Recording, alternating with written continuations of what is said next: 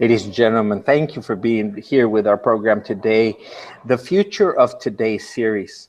Very honored to have today someone from San Bernardino who comes to us today in our studio here in La Jolla, California, Dr. Javier Torner, PhD Information Security Officer at California State University, San Bernardino.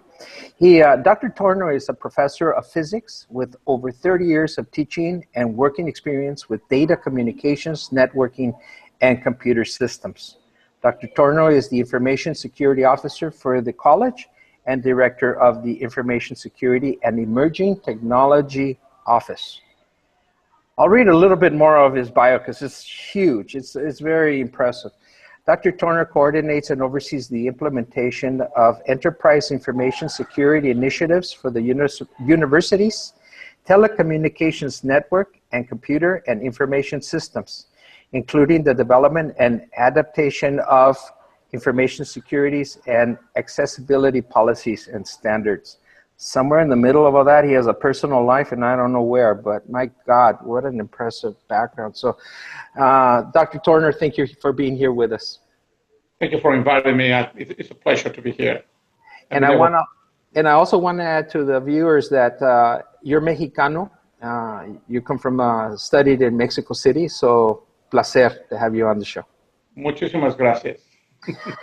Dr. Torner, I want to, as I mentioned before, this is part of the Future of Today series. And first off the bat, I want to thank our mutual friend, Felix Zuniga, for helping us to network together. And, there's a question, there's several titles that are in our media, newspaper, print, radio, we keep hearing them. And those terms are three of them that I can hear of that I constantly run into: robotics, artificial intelligence, and the Internet of Everything. That's a very impressive statement. And I always believe, is this something that's just sort of catchphrases that are out there, like, super highway, information highway? Why are these terms out there, and how do these terms impact our community, our own lives? Are we about ready to go into a drastic change into the future? I think that the terms are, yes, everywhere when you turn around. The Internet of Things is really the one that is driving force for artificial intelligence, and also is the driving force for the robotics. Why? Because the Internet of Things, what is doing for us, and it's already happening. It's not something that is going to be waiting. It's already happening. It's taking place. Where every device that is connected to the internet, the ability for sensors, different type of devices, to be able then to connect into a wireless network, interact with services, interact with servers, send information back and forth, is really what is the driving force. It's really what is changing our lives. And it's already happening. Many people already have systems on their homes where they can manipulate their thermostats, they can manipulate their doors, they can watch in the cameras, all from their cell phone. So all of that one is what we're referring to the Internet of Things. That camera that people now are installing in their front door, that if someone knocks on the door, they can take a look at who's at the door. They can transmit their voice. They can answer all of that. That one is one example of a device that is already using the internet. That is one of those Internet of Everything. Everything is being connected. Everything is available. You can control everything with your phone. It's incredible. Many things now, they work on by your phone. Last week, I needed to go for a trip and take the train, the Metrolink. You can go into your phone, download the app, buy the tickets, and then you don't need to stop anymore by the train station to buy the ticket to go into Metrolink. You use an app. We were talking the other day here in my family that my wife says, "Oh, we're out of milk." I said, Chihuahua, we need a smart refrigerator that monitors how much milk you have. It will order through the internet the milk and then bring it back. And she looked at me and she says, that's never. Refrigerators are already like that right now. Yes, but they're there. So you can now get many appliances that they can connect into the wireless network, and then they can tell you. So what we're going to start seeing more and more is that technology, the use of that technology. So, and that one brings the other pieces. The more we are connected, the more we are part of everything as well. Um, cars are Oh, cars are starting not to be connected in the future, right? Where cars will know where to go. How many people now they don't use the voice commands on their cars in order to do things? So the robotics piece of that one is coming also to play because now those devices now they can recognize voice commands. Your televisions, you can turn on your TV and then set it up so that then it can listen to your voice and voice commands. So, in some extent, that one is also a robotic, right? It's also answer. Now, I had to caution about it. You had to be careful where that microphone is on, because although it's listening to you, it's also listening to everything that is happening around it, right? Do you want to know your TV to know what you're doing? I always thought also of my abuelita and my suegra and others. I hope she doesn't watch the show where they speak in English and in Spanish. They mix it up in a sentence and they're trying to give commands to their television or something else. I always think that's funny. Yes, but let me tell you something. Another example of that one is that's where artificial intelligence is coming up.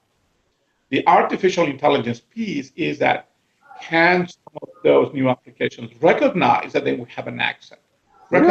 recognize, and then adapt to our own characteristics, right? Or our idiosyncrasies. So how do we pronounce? How do we Wait, say? wait, wait. Wait a minute. What do you mean idiosyncrasies? I'm not sure I have any. And that is the other piece that also coming. So you can see that everything seems to be interrelated because of the technology. The advances in technology are allowing us to have now computers on our pocket that is so powerful, much more powerful than we ever thought. The next generations are going to get even more. But the processes of artificial intelligence that they adapt to ourselves, they adapt to our needs. You probably have seen that thermostat that you can install in your home that you control with one of those devices that it learns what your pattern is when you come in the morning, when you leave in the morning, when you come in the afternoon, and then it adapts the temperature of your house based on the pattern when you're coming in and then when you're leaving. Wow. So that is artificial intelligence. It's not what we're thinking that is very intelligent, but that is artificial intelligence. Someone that now it interacts and it knows that then you're going to be coming on Wednesday, usually at 7:30, and then it turns on the air conditioning at the time that then you're arriving. So Wow. all of those ones are characteristics that or functionality that it was not possible 10 years ago. But now, thanks to technology, it is. So the So revolution is there. so these items, the robotics, artificial intelligence, the Internet of Everything are real. They're here. That's what I'm picking up from you. And how does that impact the community in terms of future jobs, since more and more are going to these artificial intelligence systems? Will that impact the job opportunities of the future? And I'd like to slip in a second question in there is, how does one educate our youth to be ready for this new brave world? So let me answer the first question that is that, yes, I think that then we are on another revolution. And I think this is the information revolution. It started it a few years ago. We recognized it, and now we are getting more and more into that. So that one parallels the industrial revolution at the beginning of the 19th century, Okay. where the 20th century, right? That every individual had to retool their skill. They have to acquire new skills. They needed to readapt it. Now individuals, they need to be adapted to the information era, right? Where, yes, all the jobs are going to change in nature. Now we're much more dependent on computers. The the information is out there, right? If you go, you can Google everything. You can find facts, knowledge at the tip of your fingers at any given moment. So the skills of individuals have to change from and the way that they will learn in school, from an environment where we were learning knowledge and skills and critical thinking to a new society where now we have the information at the tip of our finger, and now we need to learn how to use that information, how to really exploit all of those things that now they're coming back to us. So emphasis on critical thinking skills is what is going to basically change, right? Or the ability that people will need in order to be successful on the next generation of jobs. In fact, you can take a look at it. 20 years ago, web developers didn't exist. That is a complete new job, a complete new set of skills for people to develop websites, right? So now they have all that industry that is fueled by the need to create more and more websites and more web applications. All of those ones require new knowledge and new skills from individuals. So people have to change, and they slowly started to change within the schools. But it is also now to be able to adapt to the fast changing of the environment. And I think that that's what you were talking about and saying that how do we adapt or how do we keep ourselves up to speed with all the new changes that happen? Okay. And just to give you parallel, that means the Industrial Revolution started in 1900, and it took several years, tens of years, right? So that gave time for people to readapt their skills, to learn new things. Technology is changing now much, much faster than that. They're changing in 5 years. So people now, they need to constantly be retrained. They need to constantly learn new things. They need to constantly adapt to the new technologies as they're coming back. So the youth now needs to be taught about critical thinking skills and develop skills that what we call it a long life learning skills, right? That learning skill that you continue to use and you will continue to use even after you finish school. Sort of a core amount of information that helps you access all the changes that are ongoing. Right. And that one is a core of abilities that it will allow an individual to continue learning on their own even after they leave school. Right? Because that's the only way that they will want to continue to do it. Could I tap into a little bit of what of those, if you can sort of off the top of your head, sort of call 3 or 4 of those core ability skills that are necessary? I think that one of those was his communication skills. They will really need to improve their communication skills. Whether it's in writing or verbal, people really need to develop that because then we're becoming more and more of a society that relies heavily on communication, on how effective we are in communicating our ideas. The other one is critical thinking, right? People really need to be able to analyze information and extract from that information what is really true about the information. How do I really use that information? And I think that one of the other one that is really important is problem-solving skills. Cannot identify the core of the issues and try to find solutions for it. Those ones, I think that there are the 3 primary skills that an individual has that it will help them to continue to learn regardless of what changes on the environment. And are we teaching the youth those skills? Is that what they're coming on? Yeah, that's an important question, and I just recently retired from school. I'd have to say no.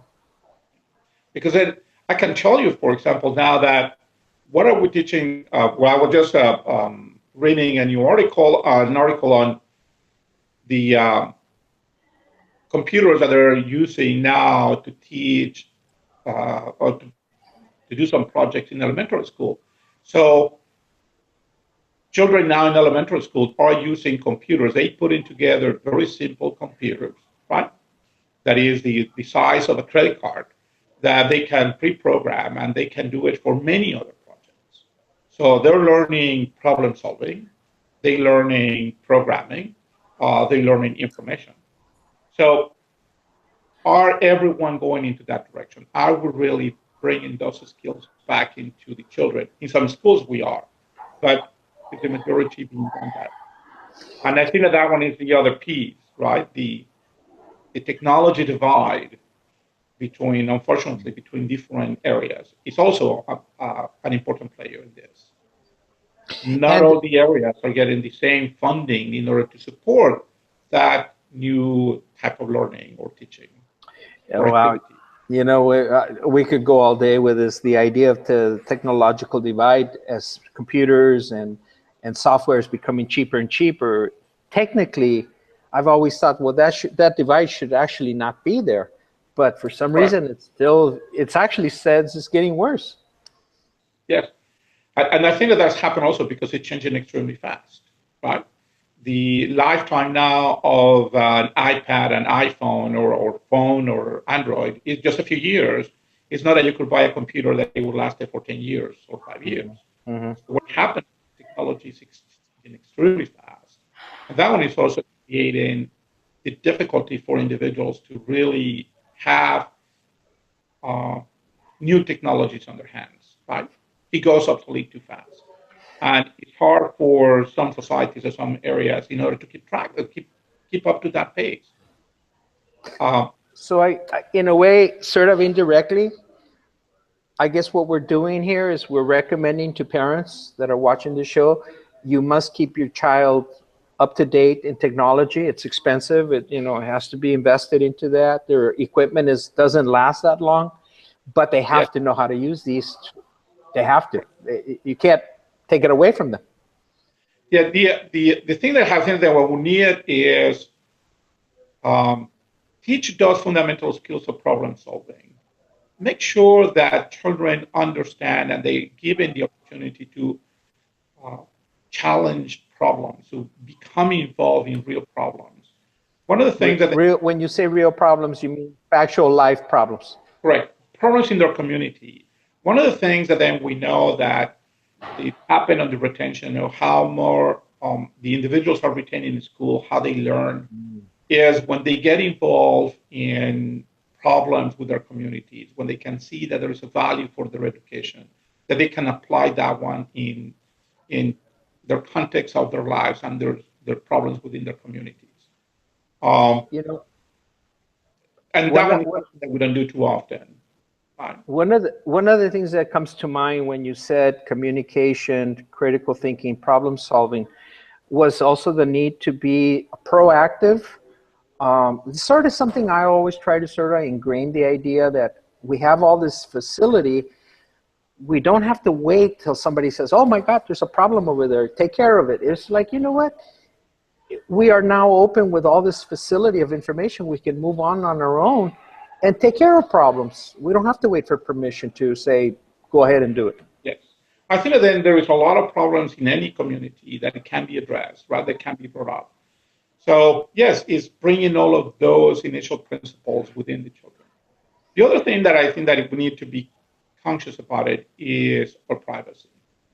A major issue that also the technology is bringing in is our information is out there.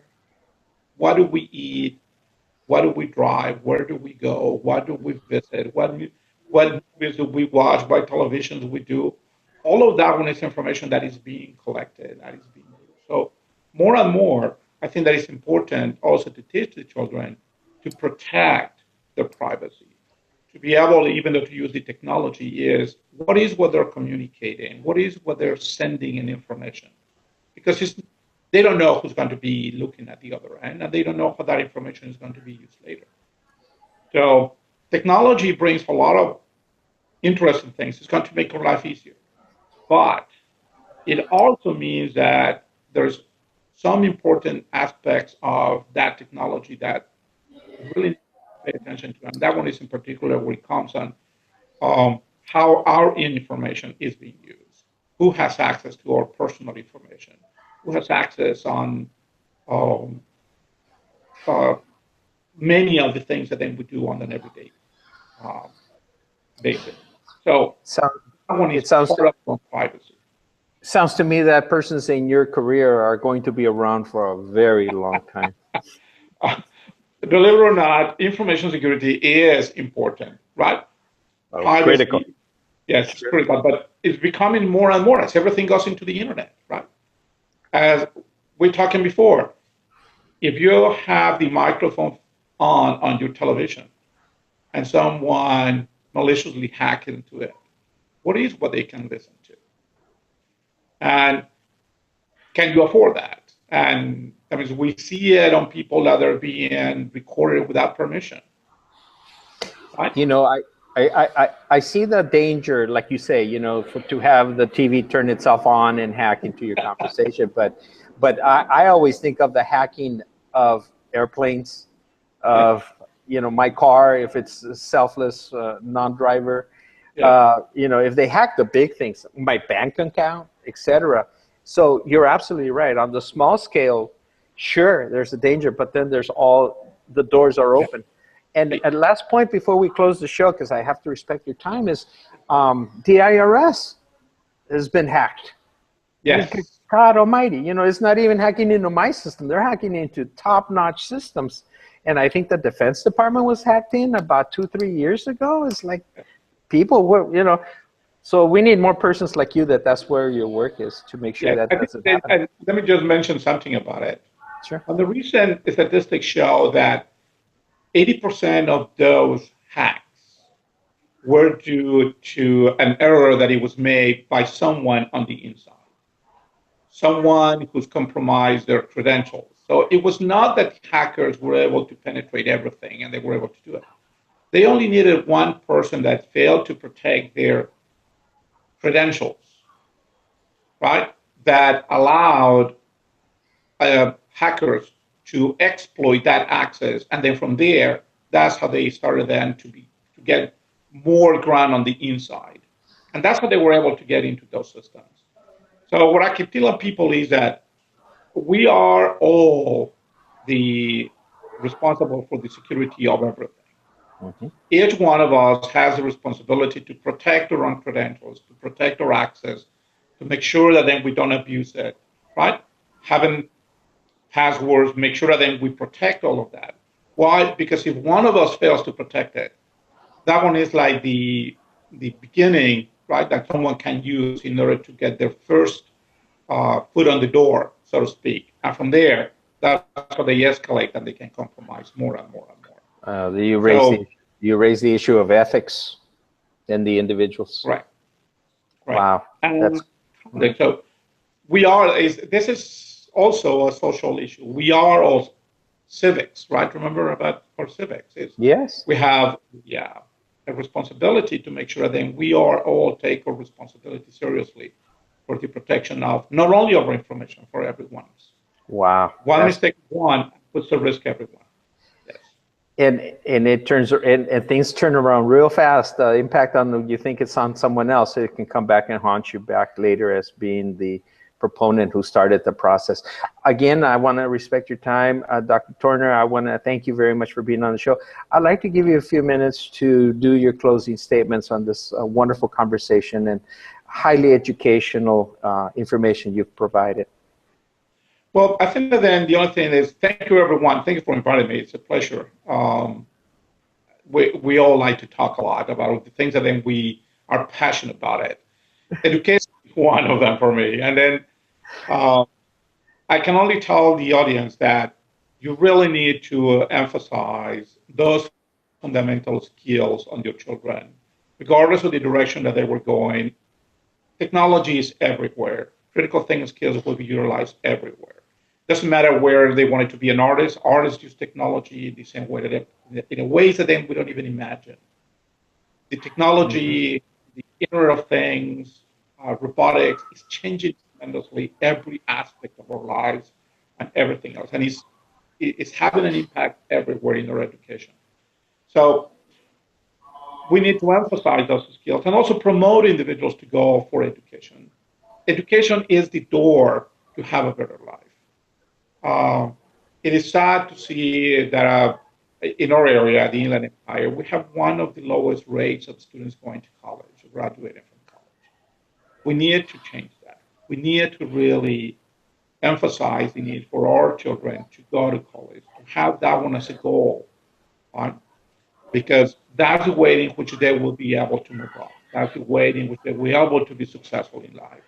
That's the way that they will be able to find good jobs with good pay, and improve not only their own lives, but also their families. So education is the key. We need to continue to emphasize it. We need to provide support for it and encourage it everywhere. So San Bernardino is here. I know that you are far away from La Jolla, but our university is here, and there's a tremendous opportunities for everyone to learn, and we need to take advantage of that. And this show is global, so the message I think carries around the world, no matter where you are. Education is essential, whether it be live or online, but you need to continuously keep learning. That's what I'm learning from you. Right. And they will, once they learn those skills, you need to remember they will continue, they need to continue learning. This is a journey, right? Doesn't have, I mean, the goal is you're going to be learning all your life. So you need to learn those skills because then you continue to use them all during your lifetime. Have a good attitude. Have a good attitude about learning. Dr. Torner, thank you very much for your time. Thank you very much again for your insights and your experiences. And what I'm learning from you is that no one can hide from this. We may not like it, but we can't get away from it, and we have to understand it. That's right. Look at the technology that then we're using, you and I, at this moment. Can you imagine this 10, 20 years ago? I mean, it wasn't even there. It wasn't even in my radar.